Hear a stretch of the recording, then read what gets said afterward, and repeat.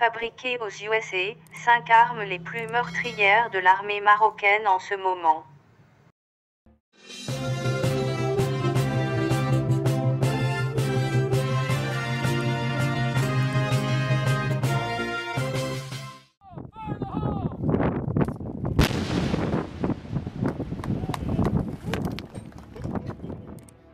Les relations entre le Maroc et les États-Unis sont des relations bilatérales entre le Maroc et les États-Unis.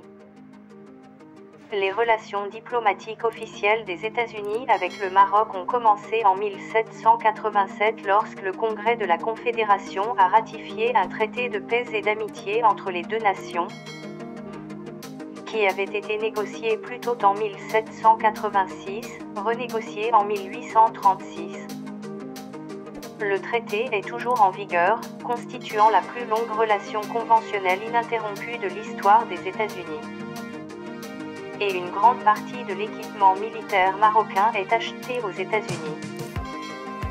Il s'agit de matériel militaire obtenu d'Amérique. Numéro 1, M1 Abrams. Le M1 Abrams est un char de combat principal américain de troisième génération conçu par Chrysler Defense. Désormais General Dynamics Land Systems est nommé d'après le général Creighton Abrams. Conçu pour la guerre au sol blindé moderne et maintenant l'un des chars les plus lourds en service à près de 68 courtes périodes, il a introduit plusieurs fonctionnalités innovantes, y compris un moteur à turbine multicarburant, un composite Shubham sophistiqué, armure, un système de contrôle de tir par ordinateur, un stockage séparé des munitions dans un compartiment d'éruption et une protection NBC pour la sécurité de l'équipage. Numéro 2, l'obusier M1009. Le M109 en tant qu'obusier automoteur américain à tourelle de 155 mm, introduit pour la première fois au début des années 1960 pour remplacer le M44. Il a été amélioré à plusieurs reprises. Le plus récemment en M10987, la famille M109 est l'arme d'appui feu indirect occidentale la plus courante des brigades de manœuvre des divisions d'infanterie blindée et mécanisée. L'armée britannique a remplacé son M109 par le COM-90. Plusieurs forces armées européennes sont en train de remplacer les anciens et 109 avec les mises à niveau allemandes 2000 du M109 ont été introduites par les États-Unis, voire les variantes ci-dessous, et par la Suisse kWASD.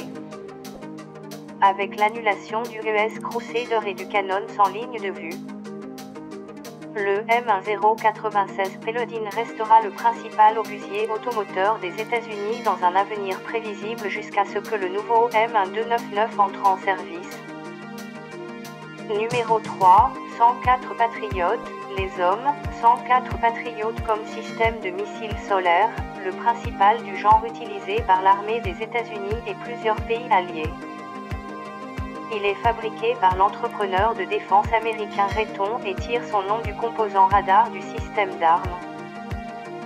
L'ANPQ-53, au cœur du système, est connu sous le nom de radar de poursuite phasé pour intercepter sur cible, ce qui est un fond M pour Patriot.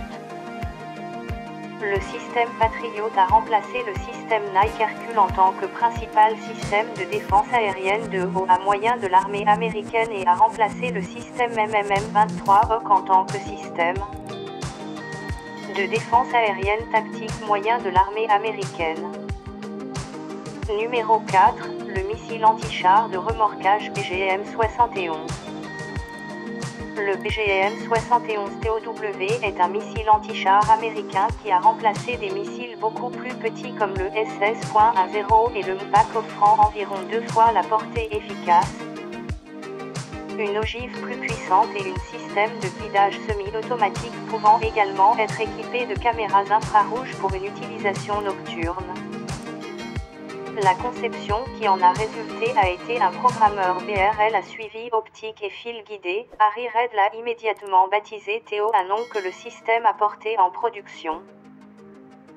Le numéro 5, l'obusier M1A1, le 105 mm M101, un obusier auparavant désigné M1A1 est une pièce d'artillerie développée et utilisée par les États-Unis.